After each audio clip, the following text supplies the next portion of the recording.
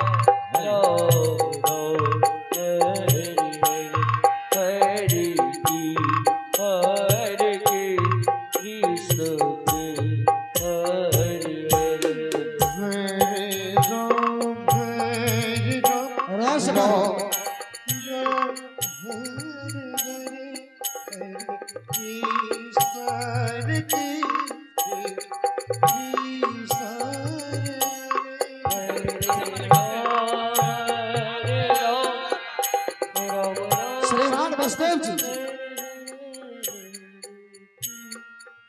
मैं रथ बहुत तेज गति से चलाता हूँ। हाँ महाराज, मैं जानता हूँ आपका रथ बहुत तीव्र गति में चलता है।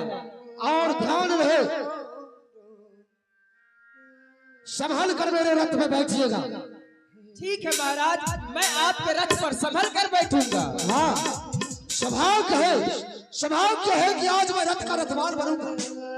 बड़ी सौभाग्य है कि जो मैं रथ का रथवान बनूंगा, अपने बहन और बहनोई को स्वयं पहुंचाने जाऊंगा। ये तो बड़ी सौभाग्य की बात है महाराज। चलिए महाराज, विलंब मत कीजिए। चल मेरे वीर बहादुर।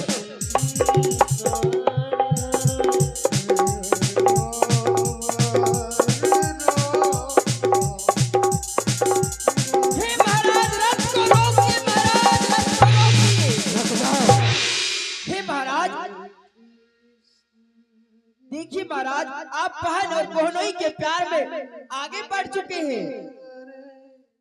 हाँ, आपने बिल्कुल ठीक कहा। वो देखिए सामने मेरे राज की किला दिखाई दे रही है। अवश्य महाराज, मैं अपने बहन और बहनोई के प्यार में बहुत आगे निकल चुका हूँ। मुझे लौट जाना चाहिए। अवश्य महाराज। ठीक है, मैं यहीं से लौट जाऊंगा। ये रथ लेकर आप अपने राजमहल को चले जाइएगा, परंतु अंतिम मेरी इच्छा यही है कि एक बार अगर गले से गले मिल लेते तो कितनी सौभाग्य की बात होती। आइए महाराज, अंतिम इच्छा अगर आपका यही है कि गले से गले मिल लेना चाहिए, तो मैं अवश्य मिलूंगा महाराज। आइए श्रीमान वैष्णव। ठीक है महाराज, आइए।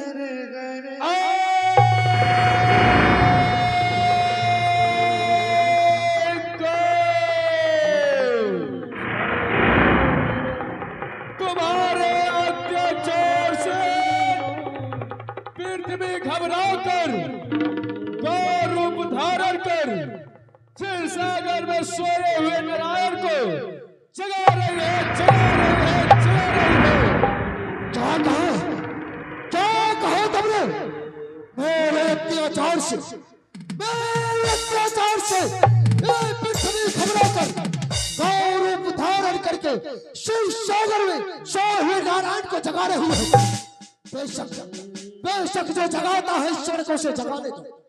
बेशक जो जगाता है ईश्वर को उसे जगाने दो। कंस के चक्कर में एक बार भगवान को भी आने दो। श्रीमान वसुदेव जी। हाँ महाराज। आकाशवाणी यूं होती रहती है। आइए अधूरी मिलन को पूरी करते हैं। आइए महाराज।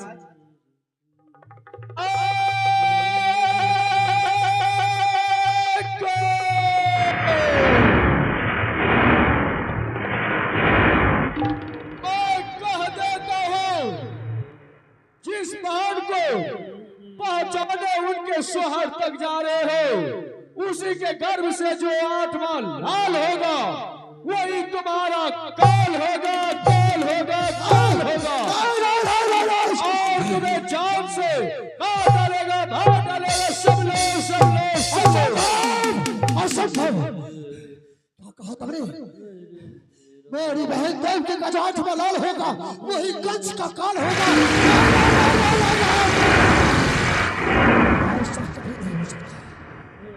ऐसा कभी नहीं हो सकता। देवकी का आत्मा लाल, मेरी बहन का आत्मा लाल, मेरा काल बनेगा। नहीं, नहीं, नहीं।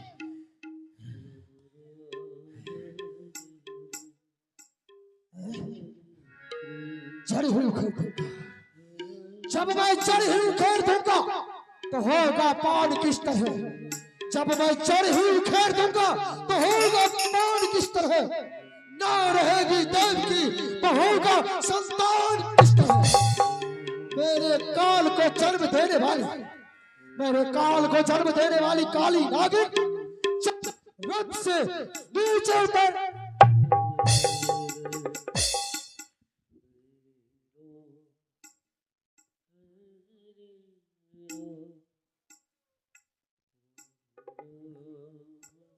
ये भैया काली नागिन और ये बचन। हाँ हाँ, ये बचन अपराध कुछ भी नहीं। फिर ऐसे आके क्यों भैया? हाँ, क्या होती है यही कि निकालू खंजर और कर दूं तेरा इकरार में। नहीं नहीं भैया, अभी मेरी बीमारी है, मेरी माँ की सिंदूर को देखो भैया, मेरी बहते हुए इन आंसू धारा को देखो भैया। सब देख चुका हूँ देवकी, तेरी माँ की सिंदूर, तेरी माँ की सिंदूर मेरे लिए आंखों में लहू बनकर उतर आई है। तेरी आंसू बहती हुई अश्रु धारा, तेरी आंखों से बहती हुई अश्रु धारा मेरे लिए हलाहल विष बन चुका है। बांधा था जिस कर में मैं कंगन, ये बांधा था जिस कर में मैंने कंगन, आज इसे भी तोड़ूंगा। नाक का मैं चूड़ियों का इसे भी आज तोड़ूंगा। उल्टा है विधाता, उल्टा है विधाता। घड़ी है बुढ़े दिन की, भाई की चूड़ी चलती है गर्दन पे बांध की। हाँ हाँ इस कदर चलेगी क्योंकि इसी में छुपी है मेरी बुरे दिन की घड़ी। मान बिगड़ जाए, मान बिगड़ जाए जहाँ की भौचाल हो मेरी, मान बिगड़ जाए जहाँ की भौचाल हो मेरी। कारण है ये तेरा कोख जहाँ की चाल है मेरी। दया हे महाराज, दया काल के क्रोध भाई, दया एक बहन होकर, एक भाई होकर पहाड़ के ऊपर चलाते हैं तलवार, ये कहाँ कर दिया है महाराज?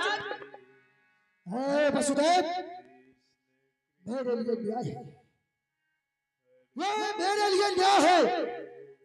क्या कहा तुमने? अन्याय? ये अन्याय नहीं, ये अन्याय नहीं, ये उपाय है मेरे वास्ते। ये अन्याय नहीं, उपाय है मेरे वास्ते। ये हत्या नहीं, ये है मेरे वास्ते। हे महाराज कंस, फिर सुन लीजिए, जब तक वासुदेव के प्राण रहेंगे तब तक मैं देवकी के ऊपर तलवार चलने कभी नहीं दूंगा।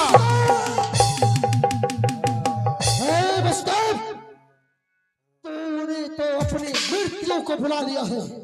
अब देवकी को छोड़कर देवकी का गुस्सा तेरे ऊपर उतर आया है। तैयार हो जाइए महाराज, का घाट में तेरा ही उतारूंगा। हे महाराज, इस रणभूमि या तो वासुदेव रहेगा या देवकी रहे या तो कंस रहेंगे।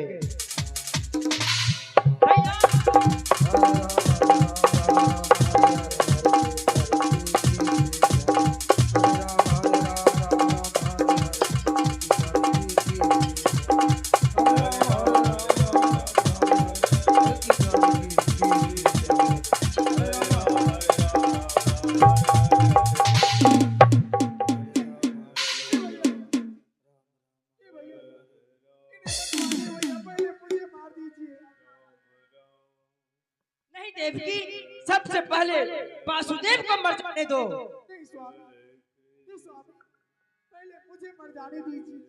नहीं देते देवकी, ताकि मथुरा वाले ये ना कहे श्रीमान वासुदेव जी अपने जीते जी अपनी पत्नी का जान नहीं बचा सका। नहीं स्वामी, नहीं स्वामी, पहले मुझे मर जाने दीजिए।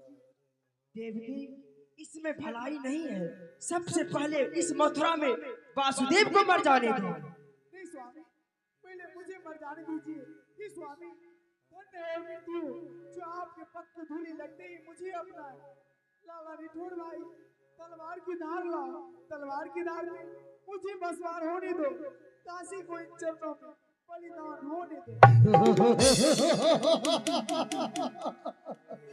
मैं भी तो यही चाहता हूँ, मैं भी तो यही चाहता हूँ कि तुम दोनों एक साथ मरो, ताकि मेरा काल से पहले, कहा गया है फूल को काट देनी चाहिए, फूल को काट देनी चाहिए जिसमें कोई फूल न हो, उस डाली को तोड़ देना चाहिए जिसमें कोई फल न हो।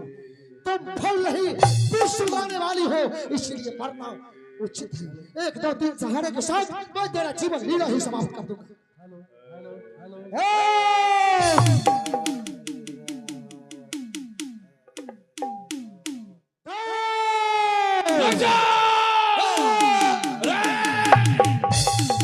नादान बालक, तुम्हारा कैसा विचार? भाई होकर चलाते हो बहन के ऊपर तलवार। तेरा ताज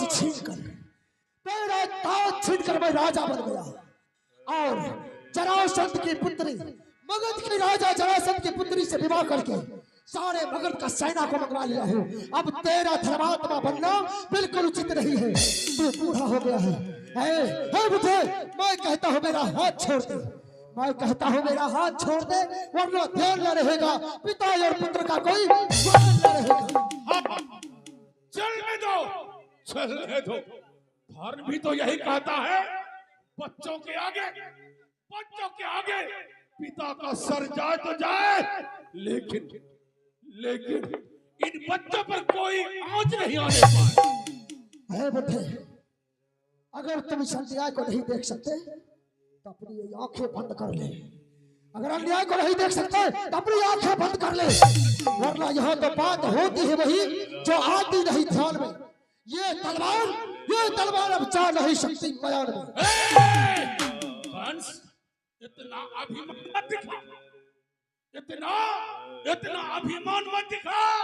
नहीं तो एक तुम्हारा बूढ़ा पिता उग्रसेन चाहे तो तुम्हारे हाथों में हथकड़ी, पांव में बेरी डालकर कारागार भिजवा दे।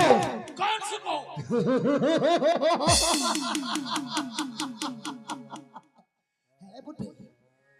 बुद्धे, तेरे इस भुजाओं में उतना बल नहीं है, तेरे शरीर में अब उसी गर्मी खून में नहीं है, तेरा उबाल ठंडा हो चुका है। देख किसकी हाथों में लगती है हथकड़ी और किसकी पैरी की चकंदी है। अभी वीर शावक, वीर शावक,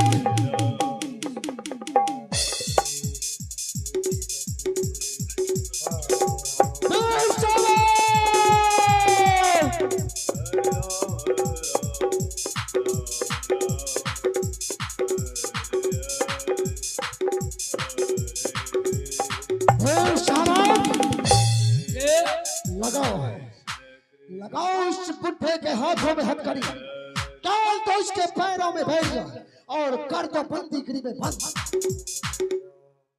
महाराज क्षमा कीजिए, इन हाथों में हथकड़ियां डालने से पहले हमारी दोनों मुट्ठी बंद हो जाती है। जिनके कृपा से आज इतना बड़ा हुआ, जिनका नमक है रग रग में भरा हुआ, महाराज उग्रसेन पर हाथ उठाऊं तो हाथ से टूट जाए। महाराज इनके ऊपर अगर आंख उठाऊं तो आंखें फूट जाए। तुम मूर्ख हो।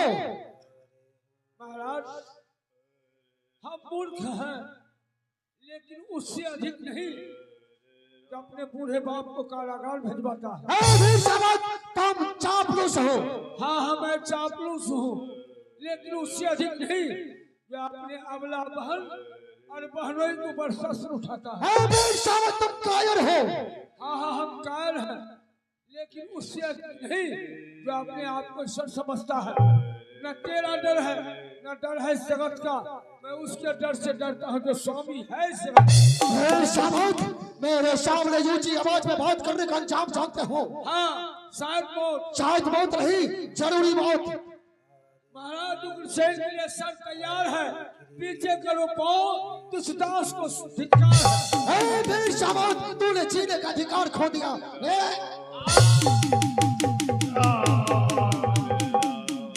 भगवान, क्या क्या दिन दुर्दिन मुझे देखना पड़ रहा है।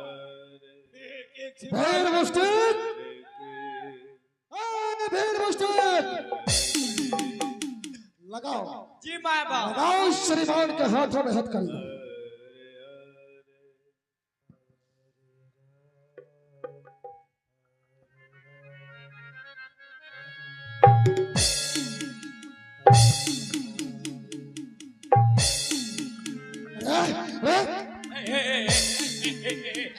मेरे हाथों में हथकड़ी, मेरे हाथों में हथकड़ी।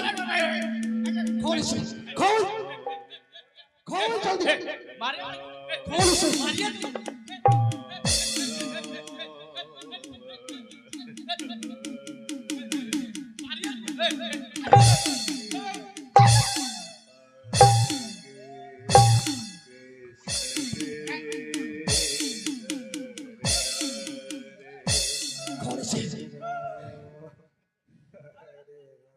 लूंगा। मेरे हाथ में मत करी, आप ही तो मेरे हाथ में मत करी, मालिक श्रीमान तो आप ही है ना। हाथों में हाथ करी, हाथों में हाथ करी, डालेगा। यदि मारा लगे तो कुछ बोलता है। लगा लगा उस पुट्ठे के हाथों में करी, डालो उसके पैरों में भेड़िया।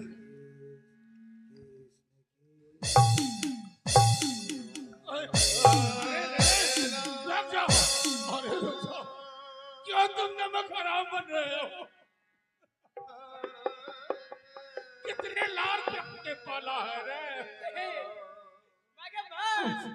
हे भगवान, हे भगवान, दोष क्या दूं?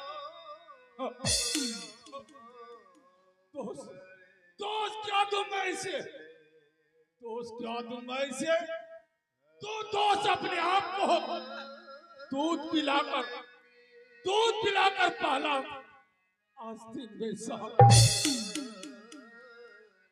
ए बुढ़े, कंस सह नहीं सकता तेरी बात की आघात को, कंस सह नहीं सकता तेरी बात की आघात को। पिता हो इसलिए छोड़ता हूं मैं आपको। अगर गैर दूसरा होता तो कपाल में होता उसका सर अलग। पिता को भी सोच रहा था बेटे की संताप को किस लिए पाला था, आस्तीन में सांप को पाला था इसलिए बुढ़ौती पर ध्यान देगा। पाला था इसलिए बुढ़ौती पर ध्यान देगा।